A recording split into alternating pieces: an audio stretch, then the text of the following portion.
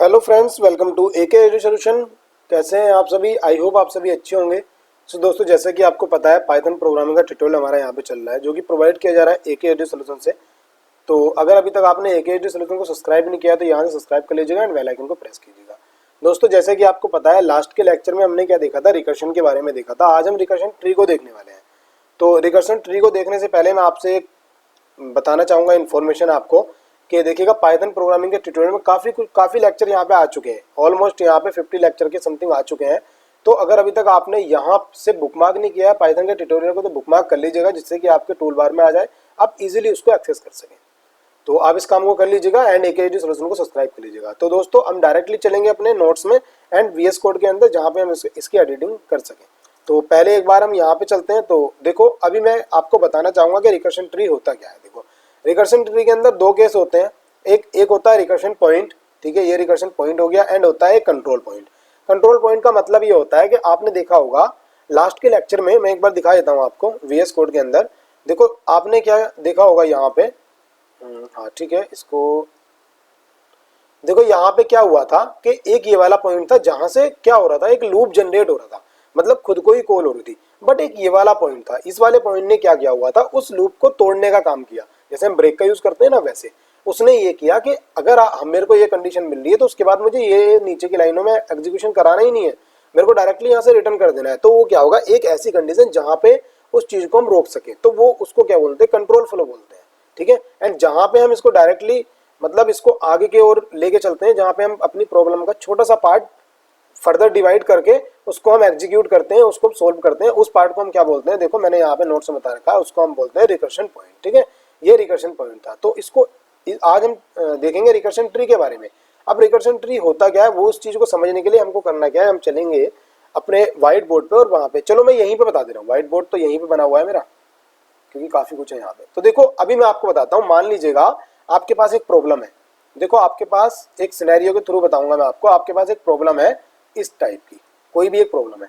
अभी उसके अंदर दो केस है। एक केस यहाँ पे जो है आपके पास, वो कंडीशन का केस है कि कहाँ पे उस प्रॉब्लम को, मतलब कहाँ पे हमारी प्रॉब्लम खत्म हो जाएगी जिससे कि मैं वहां से बाहर निकल जाऊं। एक है आपके पास वो केस जहां से हो रहा है आपको रिकर्सन जनरेट हो रहा है। तो देखो, उसके बाद क्या होता है, हम दोबारा इसके अंदर चलेंगे तो इसके अंदर क्या होगा, यहाँ पे एक प्रॉब्लम इससे थोड़ा सा छोटा, इस प्रॉब्लम से थोड़ा सा छोटा प्रॉब्लम बनेगा हमारे पास, और वो प्रॉब्लम दोबारा सोल्व होगा। आप डायग्राम पे मत जाना, डायग्राम बड़ा छोटा हो सकता है, बट ये जो प्रॉब्लम है, मान लीजिएगा इसके अंदर 10 प्रॉब्लम सोल्व हो रही है, मतलब 10 यूनिट ऑफ प्रॉब्लम सोल्व हो रही है, तो यहाँ पे कितनी 9 सोल्व होंगी। ठीक है, क्योंकि हम क्या करते हैं, रिकर्शन में जो हमारी प्रॉब्लम होती है उसको हम छोटे छोटे टॉपिक में तोड़ लेते हैं, छोटे छोटे स्टेटमेंट में तोड़ेंगे। स्टेटमेंट वहां पे राइट डाउन नहीं होती, बट मैं बता रहा हूँ कि छोटे छोटे पार्ट्स में तोड़ के उसको जब एग्जीक्यूट करते हैं, देखो एक पार्ट ये हो गया, एक पूरा ये पार्ट हो गया। अब इसके अंदर भी एक कंडीशन होगी बेस, एंड एक कंडीशन हमारी कौन सी होगी, जहां से रिकर्शन हो रहा होगा। उसके अंदर फिर हम दोबारा चलेंगे इस तरह से, ये उससे एक थोड़ा सा पार्ट कम होगा, एंड इस तरह से हम चलेंगे, इसके अंदर भी सेम एज इट इज होने वाला है। तो इस तरह से हम चलते हैं। तो देखो, अभी आपको क्या यहाँ से देखने में क्या लग रहा होगा कि इस तरह से रिकर्शन होता है, बट मैं इसके अंदर आपको और चीजें बताऊंगा जो डेप्थ वाली है। मान लीजिएगा यहाँ पे हमारा रिकर्शन खत्म हो जाता है, मान लो हमारी वैल्यू ये 10 ना हो गया 3 थी, तो यहाँ पे क्या होगा, 2 होगा, एंड यहाँ पे क्या होगा, यहाँ पे 1 होगा, और यहाँ पे मान लीजिएगा हमने 1 पे कंडीशन लगा रखी, बाहर आ जाएगा। तो दोस्तों देखो, इस डायग्राम में मैं आपको एक चीज और समझाऊंगा जो अधिकतर कोई भी नहीं समझाता है। ठीक है, तो देखो, मैंने आपसे बताया कि यहाँ पे मान लीजिएगा 3 था, 2 था, एंड उसके बाद 1 था। मान लो मेरी कंडीशन यहाँ पे अच्छे से फुलफिल हो गई है, और मेरा डेटा जो भी मेरे पास आउटपुट आना था वो तो आ गया, बट आउटपुट आने से पीछे देखो मैं क्या बताता हूँ, हमारी वीडियोस के अंदर इंटरनल वर्किंग मैंने आपको बताया, पहले समझ में आएगी आपको, क्योंकि हम कोशिश करते हैं इंटरनल आपको बताने की। तो देखो, अभी क्या होगा, आप देख रहे होगे, पहले में यहां से आप चलोगे यहां तक, ठीक है, यहां तक आप चले, एंड उसके बाद आपने सेकंड पे जंप कर लिया, यहां से इस पे जंप कर लिया। तो इसके अंदर भी आप जो चलोगे यहां से यहां तक ही चलोगे। आपने फिर यहां से यहां पे जंप कर लिया, आप फिर यहां से यहां तक चल पाओगे, यहां तक चले, और यहां पे एक कंडीशन आपकी फुलफिल हो गई। अब आप ध्यान से देखना, ध्यान से ये देखना कि आप हर किसी इसके अंदर ये वाला पार्ट छूट जा रहा है। देखो, ये वाला पार्ट तो छूट ही जा रहा है ना, ये वाला। तो अब क्या होगा, अब देखो यहां से जब उसकी कंडीशन यहां फुलफिल होगी, तो लास्ट वाले में तो हम यहां तक भी नहीं चलते, लास्ट वाले में ओनली हम यहां तक चलते हैं। यहां से ही कोई वैल्यू रिटर्न हो गई, तो उसके बाद देखो, यहां से जब वैल्यू रिटर्न हो गई, तो जब रिटर्न हो जाती है तो उसके बाद कितना भी कोड हो, यहाँ से मान लो ये पूरा कोड है आपके पास, ठीक है, ये वाला कोड है पूरा। तो अभी मैं आपको थोड़ा सा बता दूं कि इसके अंदर थोड़ा सा मुझे इरेज करना होगा, जो मैंने आपको थोड़ा सा गलत बता दिया है, तो मैं आपको एक बार बता देता हूँ वो गलत क्या बताया। तो देखो इसको हम यहाँ से नहीं चलेंगे, हाँ ये वाला, ठीक है, एंड दोबारा चलते हैं। तो देखो लास्ट वाले में आप कितना चलोगे, सिर्फ यहाँ से यहाँ तक चलोगे। अब देखो जब यहाँ से आपने रिटर्न कर दिया, ठीक है, तो नीचे वाली तो कुछ चलती ही नहीं है, आपको पता है नीचे वाला तो कुछ चलेगा ही नहीं, रिटर्न होने के बाद वो चला जाएगा कंट्रोल। अब देखो आपको ध्यान से क्या देखना है, ये रिटर्न कहाँ होगा, ये रिटर्न होगा यहीं पे, इस वाली कंडीशन पे, एंड उसके बाद इसका नीचे वाला फ्लो चलेगा, तो उसके बाद ये वाला फ्लो चलेगा। मान लो अगर मैं नंबरिंग दे दूं, इसको 1, इसको 2 एंड इसको 3, तो इसको क्या देनी पड़ेगी, इसको 4 नंबर देनी पड़ेगी। अब यहाँ से भी कुछ ना कुछ जाएगा ही, यहाँ से जब कुछ जाएगा तो वो यहाँ पे जाएगा, एंड उसके बाद ये वाला पोर्शन जो बचा हुआ था फिर ये चलेगा यहाँ तक, एंड तक, तो यहाँ पे इसको नंबर देना पड़ेगा 5, एंड यहाँ से फिर रिटर्न होगा। एक्चुअल में मान लो यहाँ पे आपकी हो रखी है कॉल, यहाँ पे आपका जो रिटर्न होगा वो यहाँ पे आएगा। देखो रिटर्न करना नहीं करना वो आपकी इच्छा होती है, ये रियलिटी है कि आपके विषय आप रिटर्न करो ना करो, बट चलता ऐसे ही है। रिटर्न नहीं होगा तो लाइन तो एग्जीक्यूट होगी ना, तो इस तरह से होगा। अगर मैं बताऊं आपको एक सिनेरियो के थ्रू, जो मेरे पास एग्जांपल है, एग्जांपल के थ्रू बताऊं, मान लो मेरे पास यहाँ पे एक क्या होता है, यहाँ पे एक स्टेटमेंट और होती है, यहाँ पे प्रिंट, हर बार यहाँ पे प्रिंट क्या होता है, मान लो यहाँ पे मेरे पास प्रिंट करता मैं AKSD, तो देखो AKSD प्रिंट अगर मैं करता, तो अभी मैं क्या करूँगा, यहाँ से CLS कराऊंगा एक बार।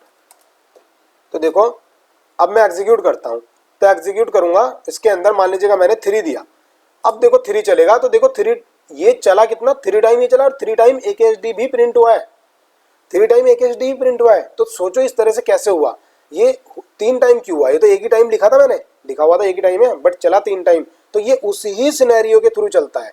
3 टाइम जो मैंने बताया है आपको उसी सिनेरियो के थ्रू चलता है, उस तरह से ये प्रिंटिंग होगी हमारी यहाँ पे, ठीक है, जितने बॉक्स बनते हैं उतनी प्रिंट होगी, क्योंकि वहां मैंने कंडीशन कितने पे चेक की हुई है, देखो यहाँ कंडीशन मेरी 0 पे चेक है, तो इस वजह से एक बॉक्स और बना होगा यहाँ पे एक बॉक्स और बना होगा, तो ये जो कंडीशन यहाँ तक चली है वो उस 0 वाले केस में चली होगी, ठीक है, समझ गए ना आप। तो इस तरह से चलेगा। अगर मान लो मैं यहाँ 1 कर देता हूँ, देखो अगर मैं करता हूँ यहाँ पे 1, यहाँ पे अगर मैं 1 करता हूँ, अब एग्जीक्यूट करते हैं, अब मैंने 3 दिया यहाँ पे, तो देखो यहाँ पे ये 2 टाइम ही प्रिंट हुआ है, ये वाला लास्ट वाला, ऊपर वाले पे आपको ध्यान नहीं देना है, आप सिर्फ इस पे ध्यान दो, ये 2 टाइम प्रिंट हुआ, ठीक है, जो कि मैंने आपको बताया था कि एक तो ये वाला हो गया, एक ये वाला हो गया, ये प्रिंट हो गया। तो इस तरह से बाद में जो लिखी होती है लाइनें उनमें भी जाता है, हो सकता है कॉल शुरू में हो गई हो। तो हमें समझना क्या होता है, लास्ट की लाइनों को ही हमें अच्छे से समझना होता है, क्योंकि हम गलती वहीं पे कर लेते हैं।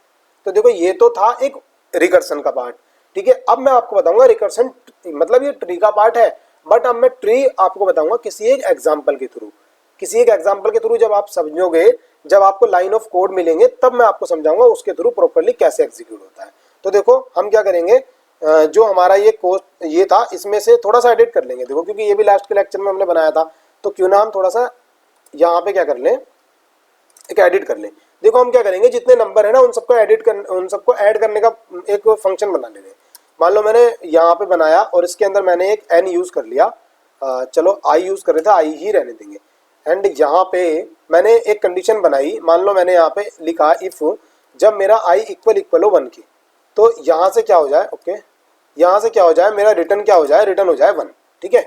अब उसके बाद मेरा क्या हो जाए, उसके बाद दूसरी कंडीशन क्या हो जाए, दूसरी कंडीशन मेरी यहाँ पे क्या रिटर्न कराऊंगा मैं इसको n प्लस और फंक्शन को कर दूंगा कॉल, और कॉल करने के बाद क्या आएगा यहाँ पे i, देखो उसके बाद i -1। आपको पता है हमेशा एक प्रॉब्लम कम होती है, इस तरह से हुआ। एंड देखो अभी मैं इसको कॉल करूंगा, कॉल करता हूँ, फन को कॉल करूंगा एंड उसके अंदर कुछ वैल्यू पास करूंगा, मान लो मैंने 3 पास कर दिया, और इसको मैं क्या करा दूंगा, यहाँ से प्रिंट करा दूंगा, ठीक है, मैंने यहाँ से प्रिंट करा दिया, ओके, ठीक है, मैंने ये करा दिया। अब इसका हम क्या बनाएंगे, अब हम बनाएंगे इसका ट्री, तो यहां से मैं इसको CLS कर ले रहा हूं। तो पहले दोस्तों इसका आंसर देखते हैं क्या आने वाला है, उसके बाद हम इसका ट्री बनाएंगे। ओके, अभी क्या आ रहा है, हाँ यहाँ मैंने n गलत लिख दिया, मेरे को क्या लिखना था i, ठीक है। अब मैं करूंगा एग्जीक्यूट, देखो मेरे पास 6 आ गया। 6 मतलब अगर मैं आपसे बताऊं 6 कैसे आया है कि हर टाइम में i की वैल्यू, चलो मैं i की वैल्यू प्रिंट ही करा के बता रहा हूँ आपको, आप उससे और अच्छा समझोगे। मैंने प्रिंट कराया i की वैल्यू, तो देखो अब एग्जीक्यूट करता हूँ, देखो i की वैल्यू 3 थी, 2 थी, 1 थी, एंड उसके बाद इन सबका एडिशन क्या हो गया, मेरे पास 6 आ गया। ये ठीक है, ये तो आपको अच्छे से समझ में आ ही गया होगा। अब मैं CLS कर दे रहा हूँ यहाँ पे, ओके CLS किया एंड अब देखो इसको हम कर देंगे कमेंट आउट। ठीक है, मैंने यहाँ पे कमेंट कर दिया।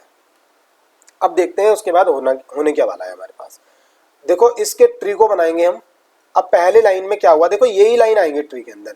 यहाँ पे मेरे पास i की वैल्यू 3 थी तो 3 बनेंगे। देखो पहले एक फंक्शन बना ये वाला, इसके अंदर ये वाली लाइन आई, ये पूरी लाइन आ जाएगी, ये वाली इस तरह से ये पूरा आ जाएगा। ठीक है, तो पहले अगर मैं यहाँ पे बात करता हूँ किसकी, इफ यहाँ पे बना और i इक्वल हो 1 के एंड उसके अंदर रिटर्न क्या करा रहे हैं हम, यहाँ पे रिटर्न करा देंगे 1 को। अदरवाइज हमने क्या किया, यहाँ से रिटर्न कराया है किसको, i बोले तो क्या था हमारे पास, i शुरू में 3 था, 3 प्लस और फन के अंदर हमने कॉल करी है, फन को अगर हम यहाँ कॉल करते हैं तो i-1 बोले तो 3-1 बोले तो वो 2 को हमने कॉल कर दी। ठीक है, ये फर्स्ट केस हो गया। मैं लिख देता हूँ यहाँ पे i इक्वल टू 3। ठीक है, ये अब सेकंड केस में आते हैं। देखो सेकंड केस में हम आएंगे, यहाँ पे i की वैल्यू क्या है, यहाँ पे है i की वैल्यू अब क्या है 2 है। देखो यहाँ से कॉल हो गई, i की वैल्यू 2 हो गई। उसके बाद हमारी क्या आया है, यहाँ पे इफ लगाया, अगर i इक्वल हो किसके 1 के, तो रिटर्न हमको क्या कराना है, रिटर्न 1 कराना है। अदरवाइज हम क्या करेंगे, फिर हम रिटर्न यहाँ से कराएंगे और इसके अंदर क्या कराएंगे, अब क्या कराएंगे, देखो अभी हमारा 3 था बट अभी हमारा 2 हो गया है, तो यहाँ से हम कराएंगे 2 और प्लस उसके बाद फन को कॉल करेंगे एंड हमारा आने क्या वाला है यहाँ पे 2-1 बोले तो 1। इस तरह से हमारा यहाँ पे हो जाएगा। एंड हमारे पास एक और बचा है, क्यों बचा है, क्योंकि यहाँ पे कंडीशन 1 है। तो देखो अभी हमारी i की वैल्यू क्या है, 1 है, i इक्वल 1 है ना, यहाँ से 1 गया।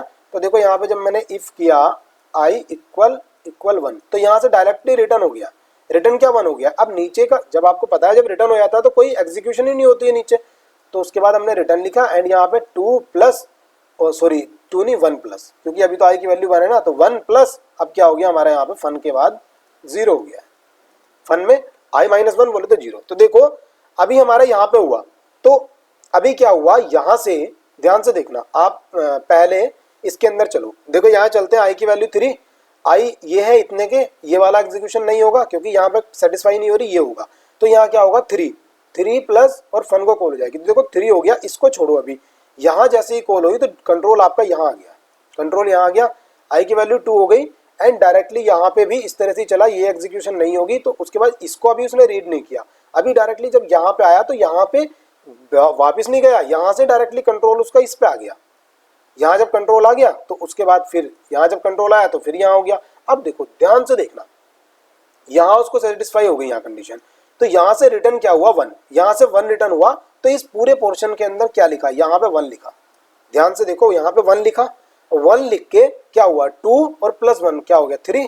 तो यहाँ से रिटर्न हुआ, यहाँ से रिटर्न कहाँ होगा, रिटर्न होगा जहाँ पे कॉल हुई होगी। तो यहाँ से ये वाला 3 यहाँ पे आ गया, तो यहाँ क्या हुआ 3।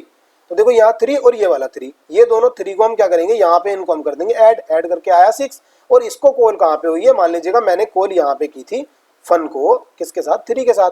तो ये वाला जो 6 आएगा ये कहाँ पे आएगा, ये आएगा यहाँ पे। तो यहाँ पे क्या आने वाला है, यहाँ जब मैं प्रिंट कराऊंगा तो यहाँ पे आ जाएगा 6। तो इस तरह से इसको हम बोलते हैं रिकर्शन ट्री।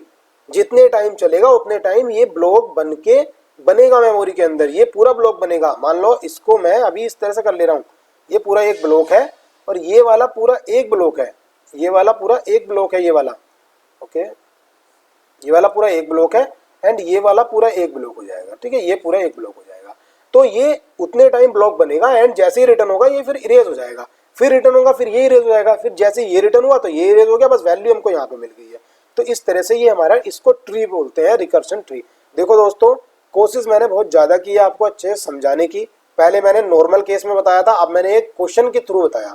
अगर कहीं पे भी प्रॉब्लम है दोबारा इसको वीडियो को देखो, एक बार समझ में नहीं आता 2 बार देखो, 2 बार नहीं आता 3 बार देखो, क्योंकि रिकर्शन एक ऐसा टॉपिक है कि ये बच्चों को 10-10 बार में समझ में नहीं आता है। अगर आपको 2-3 बार में आ जाता है तो बहुत अच्छी बात है, वेल एंड गुड। ठीक है, तो आप अच्छे से देखिएगा इसको, और मैं क्वेश्चन देने वाला हूँ अभी, जिससे कि आप इनको सोल्व कीजिएगा। क्वेश्चन के थ्रू आपको और अच्छे से समझ में आएगा। जितने भी क्वेश्चन आप कर सकते हो जिनमें मल्टीपल टाइम चीजें चल रही हैं, आप रिकर्शन से कीजिएगा, लूप से आप कोशिश कीजिएगा कि हम कम से कम करें। ठीक है, तो अगर वीडियो आपको अच्छी लगी हो तो वीडियो को लाइक कीजिएगा एंड ज़्यादा से ज़्यादा वीडियो को शेयर करना है, और एक जो सोल्यूशन को आपको कर लेना है सब्सक्राइब, जिससे कि आपको ये सब चीज़ें देखने के लिए अच्छे से मिल जाए और नोटिफिकेशन आपको अच्छे से प्रोवाइड किया जा सके। सो थैंक्स फॉर वॉचिंग, मिलते हैं नेक्स्ट वीडियो में, टेक केयर।